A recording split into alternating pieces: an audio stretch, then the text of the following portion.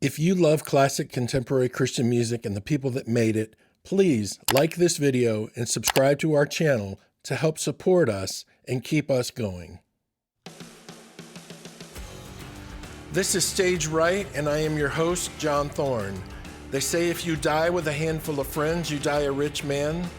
Well, I have several buses full, and I'm very excited to share them all with you.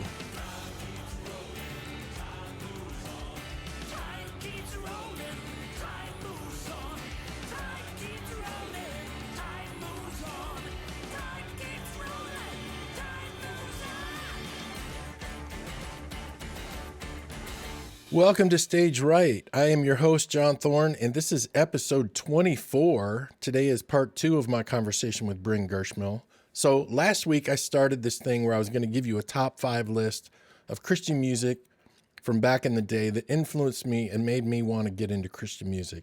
So today I'm going to give you the top 5 Russ Taff ballads or mid-tempo songs that he recorded with the Imperials. If you're not an Imperials fan, or if you don't know who the Imperials are, you really need to go listen to them because they are spectacular. So number 5, Closer Than Ever off the One More Song for You album. Number 4, Watergrave, which was the first vocal I ever heard first song I ever heard Russ sing, Watergrave off the Sail On album. Number 3, More Like You, which is off One More Song for You. So it's very possible that number 2 is really tied with number 1, but the next 2 songs are my 2 favorite Russ Taff songs by far in my life. Number 2 is Praise the Lord off the Heed the Call album, and number 1 is Emmanuel off the Imperials album called Christmas with the Imperials. Go check that song out. It's truly fantastic. Hey Rockstar provides digital marketing software and services to generate more leads, more exposure, and more revenue for your business or organization. Let Hey Rockstar amplify your awesomeness.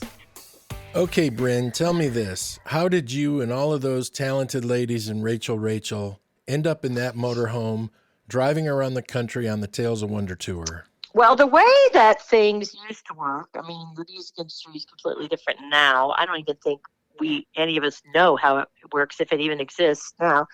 But the way it worked back then was that record companies would help like a main the band, the headline band, whose tour it was. Right. Let's say they were going to, so Whiteheart would go on tour. Well, it costs a lot of money to go on tour. I mean, even if you're selling shows out, it's just it costs a lot of money. It does.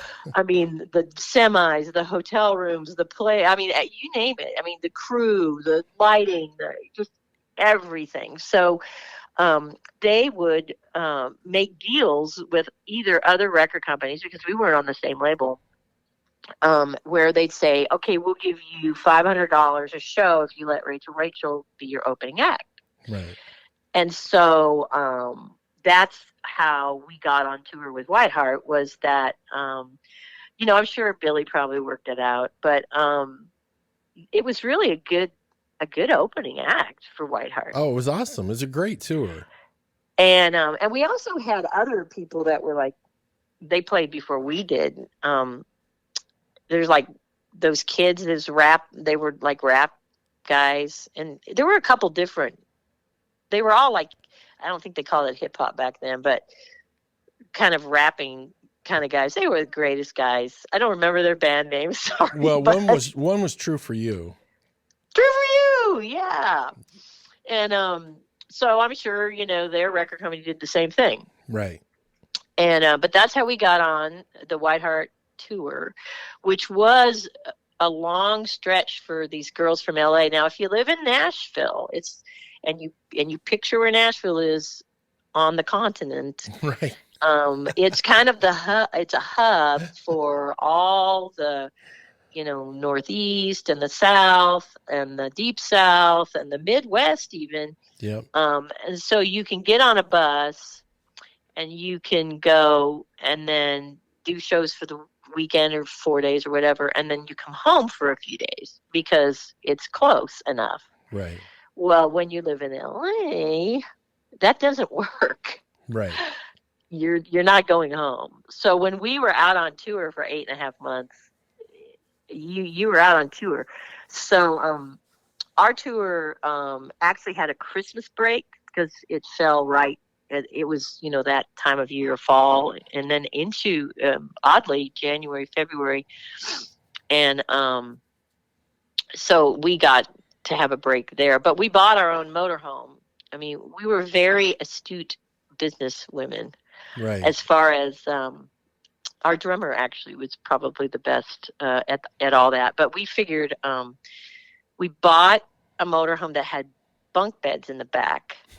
And then we took the shower, and our singer's husband was a carpenter guy, and he made that into like a closet space for us, like, compartmentalized.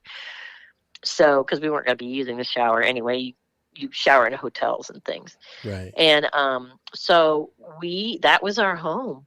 Yep. I mean, we lived in it. Of course, we had hotel rooms sometimes, as you know. Sometimes they're just for showering. Sometimes the Whitehall guys would have 2 rooms for showering, and all the guys would have showered from the whole crew and everything. And then they'd let us have the room so we could actually sleep in a bed. Right. Of course, there were no towels left because Well, the guys have used them all. But yeah, that's how we toured, and it was hard. yeah. Well, the reason Whiteheart would drive all night is so they would be there in the morning so the crew could unload, but you guys would stay in the rooms. Right. And then have to get up really early to drive all day in order to make it on time. Yep. And then sound check, do dinner, do the show. And so the downside of getting those hotel rooms to sleep in was you had to get up early and drive all day. I do remember you guys always being on time for sound check and to get there in time to unload and get ready and everything. Even if you didn't stay in the hotel rooms and had to drive all night because it was, 800-mile drive or whatever, you guys were always there on time. Well, truthfully, I would take like the 2 a.m. to 9 a.m. shift a lot. Right. If we had to drive through the night. I liked it because it was the only time I had to myself. I know. I get it. That's why I used to stay up all night on the bus. Yeah. So when you look back at the Tales of Wonder tour, do you have any crazy or funny stories from the motorhome, from all those miles that you guys drove to keep up with the buses? Oh, goodness. Oh, well, I remember we were up I think we were doing a show up in Buffalo, New York, and it was winter, so it had to be the second half of the tour, and it's nighttime, and I'm driving, and the girls are sleeping. And Jenny Sparks, our drummer, who had lived, I think she'd lived in Colorado or whatever, she'd driven in snow before, she decided that she would sleep on the sofa part, in a motorhome, Right. not back in her bunk, but right there, in case, I needed something, I guess. She slept there, and so I'm driving, and it's fine. I'm listening to my music on my headphones or whatever, and then all of a sudden it starts snowing. I'm a California girl, right? Right. And this is a sizable motorhome. And so all of a sudden it starts snowing a lot. And then I get this sensation that you're not even moving because the snow is coming at you. Right. And you live up in Michigan, so I've never had that experience since, and I'm fine with that. But I can see a semi's lights ahead of me, and then I'm like, I remember reading that don't just follow that, because if they go off the road, then you're following them off the road. Right. But I mean, it's blizzarding. I mean, it's a blizzard. And so I go, Sparky. And she's like, and I see her, in the rearview mirror coming into between the seats. And she's just like, what? And then she sees what's going on, and her eyes get huge. And she gets in the passenger seat. She's like, okay, you're doing fine.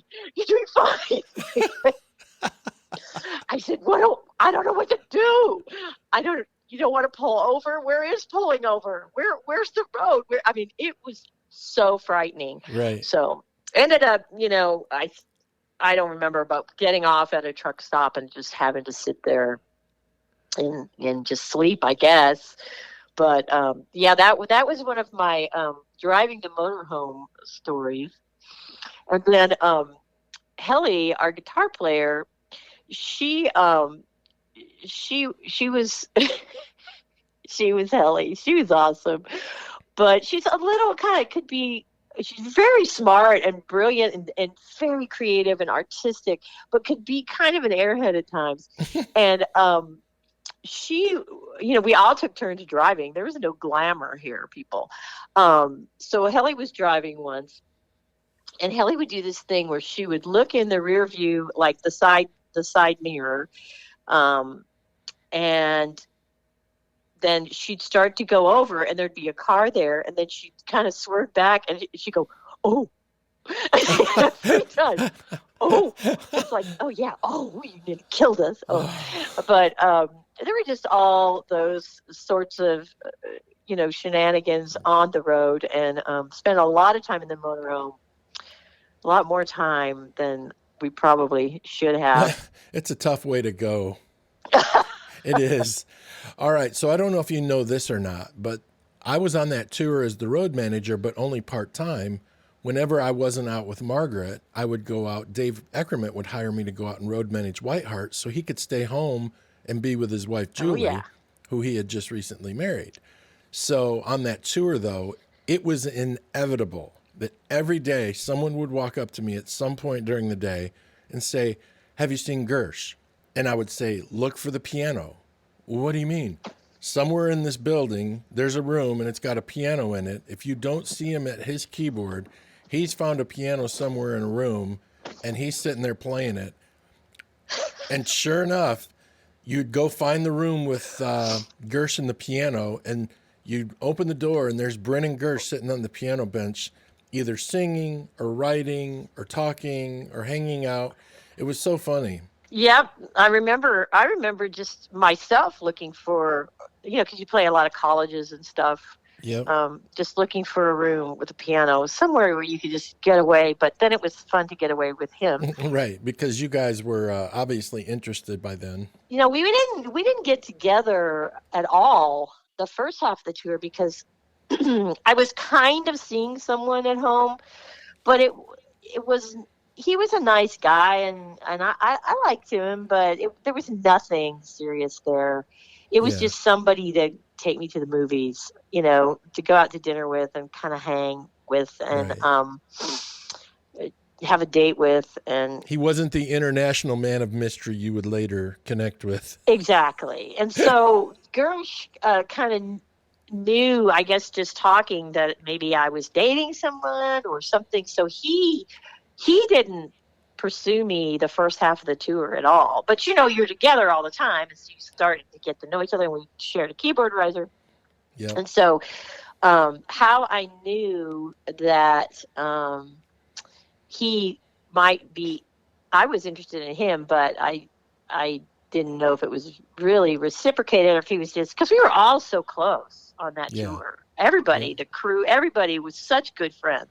It was a fantastic tour. It was so awesome. I mean, really had so many friendships that we still have to this day. And, but like I said, we had a break for Christmas, and, luckily for us, we only had one album, and you play the same songs night after night after night, and you don't necessarily play all the songs off your album because it's kind of hard to translate some of them to live or whatever. For whatever reason, that's true of Whiteheart and every band, So we recorded another album, and it was coming out on the second half of the tour, and we were so overjoyed because we got to play different songs. Right. Some of the same, but I mean, I think we only played for like half an hour or something, so it wasn't like a whole night.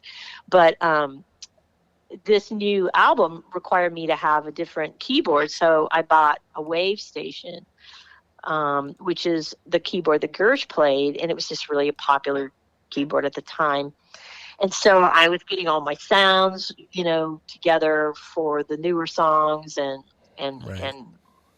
my whole new setup and that whole thing. And I thought, well, does it make sense for Rob and the stagehands to have to take my gear down and put Gersh's gear up when it's the same exact keyboard. Right. But keyboard players are really weird about their stuff. Like, don't touch their stuff. Right. And so I thought, well, I wonder if he'd be okay if I just put my sound card in there for our set. Right. And then he can put his sound card in for their set. And then, the guys on the crew don't have to work as hard. And I'll bring my keyboard, but in case, something is needed. But so I called him just to ask him about that. And of course, inside I'm thinking, oh, this is the perfect reason to have to call him. And we ended up talking on the phone for like hours and hours. And that's awesome. I ended up breaking up with that guy. Wasn't really breaking up. I decided that just wasn't. Did you do what the kids call ghosting? Yeah, I did. Well, no, I told him to his face, but it was just. I knew it wasn't the healthiest of relationships, and it was just really like God was like, really, really. And I'm like, yeah, well, okay. There's got to be more to a relationship than In-N-Out Burger. Yeah, exactly. So the second half of the tour, I remember, I think it was in Tacoma, Washington was the first. I don't know if you were. I don't remember which shows you were on and which shows you weren't. But I did the New York run, but not the Washington run. Oh, okay. Well, the first show I remember, which is odd because I remember nothing. You can ask Gersh. I'll say, have I been to that city? I don't know. Well, you really don't see much. You see the inside of wherever you're playing, right? Well, it was snowy and cold, and it was Tacoma, Washington. And Gersh had gotten, I think, elbowed in the face or something playing basketball. It's probably Rick that did it. And he had to have stitches. Well, the stitches, he didn't have time to go to doctor and get them out, or they, something. I don't know. Well, I had my little scissors from dentistry because I had been in dentistry for so many years, and they were really good scissors. I used them as cuticle scissors, but I just sterilized them and I took his stitches out. And I remember I had to get really close to his face because it was his face, take his stitches out. And I remember my heart like fluttering. Oh, that's funny. That young love stuff. This is so fun. God is so great to give us that as humans, isn't he? Truly fantastic. I can't believe some of the stuff God let us do. So before I move on, did you kiss Gersh's wound before that day was over? No. That came later in the tour. But we were always very, very careful because he was like the spiritual right. What would you call him? Well, if nothing else, leader. Yeah, okay, the spiritual leader. He would, he would lead like our prayer times and those kind of things. And because we truly believed what we were out there singing about and talking about, and we didn't want it to appear, even if nothing was untoward was going on, you just don't want to have the appearance of it. I mean, the Bible's pretty clear about all that stuff. And but we did fall in love on tour. We did. Yep. And at some point there was no hiding it. And then when the tour was over, he very romantically asked me to marry him. So tell everyone that story. Tell them what Gersh did to propose to you. Oh my goodness. It's one of the best stories. The pop the question. So I'll try to make it short. I said that earlier and I didn't. So it's Easter Sunday and I'm home. The tour's over. White Hart. I think the last show they played, and we didn't play it with them, was it Magic Mountain or something? And I flew back with the band, and I'm thinking, okay, Gersh is going to go back to Nashville, and I'm home now in LA, and that's not close. No. And I've fallen in love with this guy, and what are we going to do? And Right. and you have to understand that in the past, I always choose these big loser guys. I mean, guys who want to be with me, but they don't want anybody at church to know that like we're dating, or it's like it just. I made bad choices, really bad choices. So, um, he calls me, and we're talking about our relationship. And I'm upset because I love this guy, and I don't know what to do now because I'm in LA. And Right. so we're having this really deep conversation that's going on for a long time. And then he says, hey, I haven't eaten all day, and Taco Bell closes here because it's 2 hours later in just a few minutes. And can I run out and get something to eat, and then I'll call you right back? And I'm thinking, okay, we're talking about like my broken heart and our future, and you want to go get tacos. Okay, so okay, maybe this guy's just like all the other guys, right? So I'm like, oh great, fine. So I go in and take off my makeup and put on my old ratty pink bathrobe, and I go back in my room, and I'm waiting for him to call me back after his taco run. And my roommate, who's an actress, like a professional actress, Right. has been in bit parts in movies, and she's a comedic actress. She's hysterical. But so her name is Susan Isaacs, and she comes to my door and knocks on the door. She goes, I lived in a rent control apartment in Santa Monica, and there's a lobbying group that's called the Santa Monicans for Renters' Rights. And I would Mhm. give them money because they helped keep the rent control. Um, so they came to the door to ask for money, like back in those days. And it's 10 o'clock on Easter Sunday night, but this is LA, so you have to understand this is not that out of the Right. usual for a crazy place like Los Angeles. So Susan comes, she says, the Santa Monicans for Renters' Rights are out here. Can you come and deal with them? And I'm like, Susan, can you just not right now? And she goes, I said, can you just deal with them? And she's like, well, no, you're the one who did, I rent the apartment from you, and da da da da da. And she's getting, and I'm just so mad because it's like, can you do anything around here? And so I come out to deal with the Santa Monicans for Renters' Rights, and guess who's in the doorway in his Indiana tank top, standing there? And I'm like, oh my gosh, he was here in LA the whole conversation. He was at a hotel, and he had left me. I had gone to a friend of my mom's with my mom and my sister for Easter, and it was like up toward Northern California. It was a couple hours away. I wasn't home all day, and we didn't have cell phones yet back then. They didn't exist yet. So he had left me, oh my gosh, like 20 messages, and I was listening to them when he originally called me, and it was hysterical. And so he comes in. I go, what in the world are you doing here? And we both have big 80s hair, right?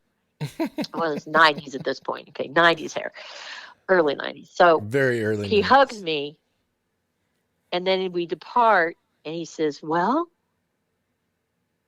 and I'm like, well, what? Well, while he was hugging me, had said, I came to ask you if you'd spend the rest of your life with me. Oh. But I didn't really hear him because of all the hair, I think. And so he had to repeat it. And I said, of course, I said yes. So then he was radiating. He was so nervous. He was radiating heat, like on fire. So I said, come here.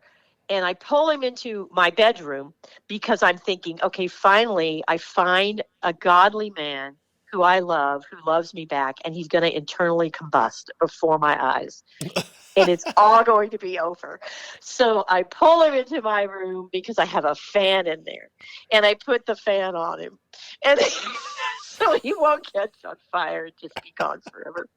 He had running a convertible Mustang. And he had not truly eaten all day. He had blown all his frequent flyer miles, which they don't let you do on a blackout date like Easter, but he gave the gal on the phone.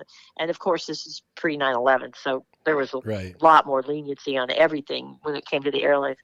Um, and she let him, it took twice as many miles, but she let him do it because he sort of did it like the day before, I think. And Oh, that's funny. he flew out and he had a hotel, and that's where he was calling me from. And we went so he could get some dinner at Denny's because it was really late by this time. And then we went for a moonlit drive up the Pacific Coast Highway, which is, of course, just gorgeous. And but that's our engagement. That's And so cool. asking to marry question. What a great story. That's our story, and it's pretty cool. It's a very cool story. But that's only the beginning, because then you moved to Nashville. I did. Yeah, that was, well, so Easter's in like either March or April, and we got married August 1st. I remember it well. Do you want to know one of the things I remember the most about that day? Now, I remember the wedding. I remember the wedding party. I remember the pictures. It was just a fabulous day. Blair was playing, but Rob and I, if you remember, were the ushers. Oh, that's right. So we're standing in the back of the chapel. It was this beautiful chapel, this really cute, quaint, gorgeous chapel. And we're standing back by the back doors waiting for the ceremony to get over so we can usher everyone out. And as soon as the pastor says, "I now pronounce you man and wife," I heard a car door slam outside. I turned and looked out the door to see who it was. I won't call him by name, but it was the timekeeper of the band and his wife arriving late. Oh, are you kidding? I had no idea. Literally got there right after the wedding was over. Oh, well, hey, they made it to the reception. They did. We had fun at the reception, but it was a trip. But it was so cool. It was such a great place to get married. Yeah, it was very small, and we were on tour. So, do you remember this? We played in, I think it was Toronto in Canada. Yeah. At some festival the night before. So we had to get married on a Sunday, which was really hard to find anybody who would allow us to use their facility on a Sunday, which is so funny to think about this town now. I mean, it's so big here now. People get married all the time on any day they can. Right. But we needed to get married on a Sunday because we were just still playing shows, and it wasn't the tour obviously anymore, but we just happened to be playing the same festival. So we came in for the rehearsal 2 hours late because our flight got held up. Yep.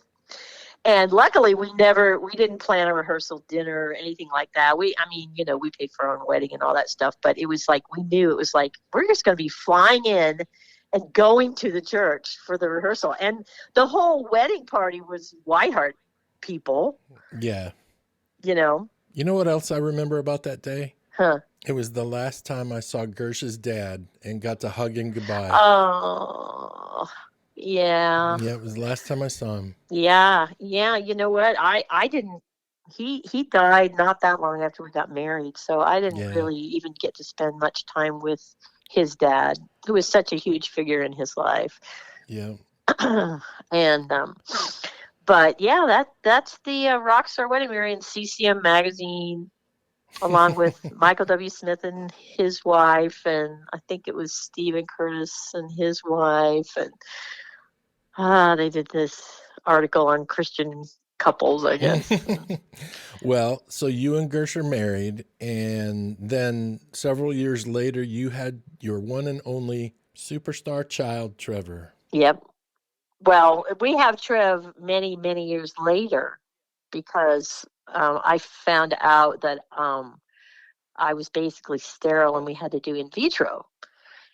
And it took a while to figure out that that's why we weren't getting pregnant. Right. That's a whole nother story that someday. Right. I know you guys have plans on how you're going to roll that story out and start sharing and helping people. So anyways, we'll keep our eyes peeled for that. But let's move on to this, Brynn. So we've done a lot of worship over the years. You guys used to come to our church a lot and lead worship. We've written songs, did a Christmas musical with my brother-in-law and my sister. We've done a lot of stuff over the years. Tell everyone what you guys are doing now with Soulbreather and why worship is so important to you and Gersh. Worship, and I have a whole thing about this. You know, I looked up in the dictionary, Thorne, Okay. just the other day. Right. I looked up the word worship, and in all of the definitions, the verb, the noun, everything, not one of them says a musical style. Right. Right. So the word worship Uh-huh. is been hijacked, like many words in our language, Sure. to mean like a style of music. And I know that it's not exclusively used for that, but when I say worship, I think people think that today's, a music style, Sure. Christian music style. For me, when I walked into that vineyard in Santa Monica, a drug addict, Right. they were worshiping Mm-hmm. in a way that I had never heard before. And it wasn't because musically they were just amazing or any of that stuff. I don't know. They were probably okay. But the Spirit of God was there. It sounded like angels singing. Right. And it changed my life forever because it was the presence of the living God. Mm. Because people were worshiping him through this music. Right. And I mean, it changed me forever and ever. Yes. And so worship is so important to me. Right. In that way. I'm afraid that we've lost some of that in the church. It's become a little, in some, not everyone, but Yeah. so like entertaining instead. I mean, Christian music on the radio used to be so different. It was music you listened to that edified your faith, and Right. it was not the same thing as the music we did at church on Sunday morning. But Gersh and I always felt like the Lord wanted us to do something together. Right. Musically. Yep. But we just basically we do things here and there, but we kind of ignored it for a very long time. Right. And then one day, I wasn't a good co-writer, Thorne. I wrote songs by myself. I wrote Right. all the lyrics and I wrote all the music, and it was very cathartic for me. I would write about something that had happened to somebody I knew or to myself, which we're all the same, so other people can relate to him. And so Gersh taught me how to co-write. Wow. And there's a lot of compromise in co-writing. Right. And especially in a marriage. you know, luckily we're like-minded enough that we can write together pretty well. So now we're doing this thing called Soulbreather, and it's not rock and roll. And a lot of White Heart fans are, sorely, they're stuck in the 80s and 90s anyway, but they want rock and roll. And we love rock and roll, both of us do. But, we don't have an electric player. We don't have a band. We don't have any of that. Plus, Gersh had a acute viral infection in his ear years ago that he didn't even know he had, and so it messed with his hearing. Not so much hearing loss as he has like a kind of and at times it's worse than others. And so the last thing that he wants to do is subject his ears to loud rock music. So and like I said, I'm really a pop queen anyway, so I started just playing acoustic guitar, which played a little bit in Rachel, just when we needed an extra guitar. It's hard to balance guitar and keyboards at the same time, but and singing.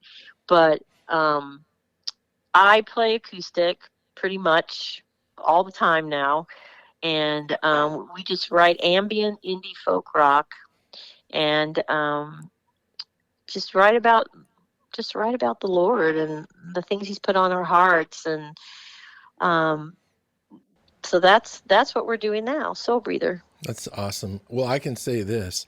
I don't know two people that enjoy writing and singing and playing together like you and Gersh. You guys literally work on music all the time. All the time. We were gonna do an EP, like 4 songs, and oh gosh, started it in COVID land. So, maybe this summer. I don't even remember it. No, it was before then. And we do everything ourselves, and that's mostly, Gersh. And he has to do the drums. He doesn't play drums, but he Yeah, programs them, and he's so good. And he's grown so much as like an engineer, and he studies all the time. It's so much to learn because we don't have a record company anymore. We don't really want one because it's not what it used to be. right, Um, we're independent musicians, but we still feel called to do music that will bless someone's day, that will right. help them draw closer to the Lord. And so, um, it just takes so long. But part of the problem that it takes so long is that we keep writing new stuff. Right, right. Or um, he's just a prolific writer. I've never been somebody who writes a lot, you know. Yeah, But he does. He writes a lot, and then he always invites me into the process. Um, and then sometimes I'll have an idea, and it starts with something that I got on my walk, or that I came up with on guitar, or that kind of thing. So we're always writing new things. Or you would not believe how many songs we have that are fully produced that no one has ever heard. And I'll stumble across them because they're in my iTunes or whatever. Every now and again, I'm like, oh my gosh, this is such an anointed song. right. It's like, why has no one heard? So I used to have plane crash dreams. I used to dream I was in a plane crash all the time. So we'd get on a flight to leave somewhere with Whiteheart, and I would sit next to Gersh and say, if we crash, you're going to sell a lot more records than you ever did before. And we'd laugh, ha ha ha. Well, you should do the same thing with him. Turn it around and say, you know what they did to Prince after he died? They're releasing all that music he made that he didn't want out. So one way or the other, your music's going to be heard someday, some way. Well, trust me, the thought has crossed my mind. Well, what we need is a really good hacker that can just hack his computer, download all those files, and release them to the world. Because I guarantee you, the music on his computer is way better than the stuff people are putting out that they're so proud of. Yeah, but he has very exacting standards, and we, quite honestly, there's just music is so different now, isn't it, Thorne? Yeah, it's tragic. It, there it anybody can make music now. Anybody who has a computer and an interface can make music, and there are some really wonderful things about that. And there are some really not wonderful things about Right, that. right. Well, the one thing that's not good about it is the gatekeepers are gone.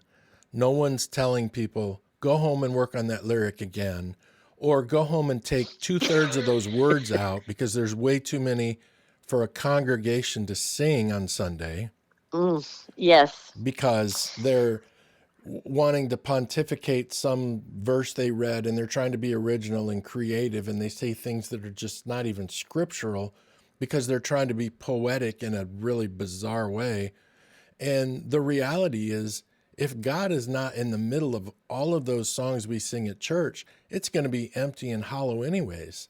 So try spending time with Him and getting Him to show up and stop worrying about writing songs in a way and saying bizarre things that no one's ever said before just because you'd rather it be different than good. The songs used to be so simple. Mm, They're just real simple. And you could learn them so quickly that you could be just entering into worship because you're not thinking, now, wait a minute, does it go up here or down here? Does this, the Right. end of this verse go? And I mean, I'm a musician and I pick up stuff fast, vocally, very fast. And I'm thinking, well, what is the average person doing if I'm having a hard time? And Right. so many of the melodies aren't memorable, No. and it's like, I don't want it to be that complicated. It just needs to be something where you can pour your heart out and worship, and that's so much what the world needs. They need the presence of God right now, Yeah. always and forever. Yep. But with all the COVID and everything, and crazy political times, it's we just need the presence of God, Absolutely. his manifest presence. And I'll tell you what, some of the most powerful worship times that I've ever experienced were just a guy and his guitar. Right. Well, at that point, there's nothing in the way. There's no distractions in the way. Yeah, exactly. So I'm sure at the end of it, I'm probably way more hung up than even God is about the songs that we should be singing in church to him. But how do you guys approach stuff when you write or when you sing or lead worship? So, we're trying to just, we're trying to just go before God is what we're doing. And thinking, maybe there is a different way to do this, where sometimes people will download one of our songs because we're giving it away or whatever, and then they'll say, well, I liked it, but I can't see a church singing this on Sunday morning. And I'm like, well, nobody ever said that this song was meant Right. for, but see, that's where that worship problem comes in, because if you Yes. say our music is worship, Yep. people think, oh, so I'm supposed to be able to play it and sing it. It's like, why? Why is that a thing? It's not a musical style, Right. But just to be able to lead people into the presence of God, not necessarily because they're singing along, Right. but because we're pouring our hearts and our gifts out to him, and they're welcome to sing along if they want, if they know it, and but it's not that, Right. if that makes any sense at all. Sure. Okay, so for those that are listening that don't already follow Soulbreather, tell them where you can find your stuff, you and Gersh, and what you're doing now. Well, easily enough, you can go to soulbreather.com. And if you, there's a button there that says get 3 songs for free. And if you do that, you just give us your email address, and then you can, you'll be on our email list, and you can stay in touch with us, and we can stay in touch with you. And it's us. So if you email us, we email you back. Do Right. not let an email go unanswered, because we love the people who we're all in this together. They're just a Right. family, our family in Christ, Yep. and we're honored that they have taken the time to listen to our music, and hopefully we're blessed by God by the music. And we want to be in relationship with the people who are soul breathers with a little s, Right. and worship the soul breather with a big S. We all Right. do together. So, yeah, and we'd love to have you Right. on our list Sure. and part of the soul breather community. Right. So soulbreather.com, and then you're also on Facebook. Yes. So Brynn, thanks so much for doing this. I appreciate your time. Please give Gersh a hug for me, and I owe you guys lunch. I'll see you soon. So, love you, Thorn. I love you too, Brynn. Have a great day. Hey Rockstar provides digital marketing software and services for your church to generate more interest, create more exposure, and reach more people. Let Hey Rockstar amplify the awesomeness of your ministry. And, as always, Hey Rockstar is a proud sponsor of the Stage Right with John Thorne podcast. My thanks to you for listening today. Thank you, Hey Rockstar, for sponsoring. My special thanks to Brynn Gersmehl for being my guest the past 2 weeks. Next Friday, the one and only Rick Florian from White Heart. Have a great week.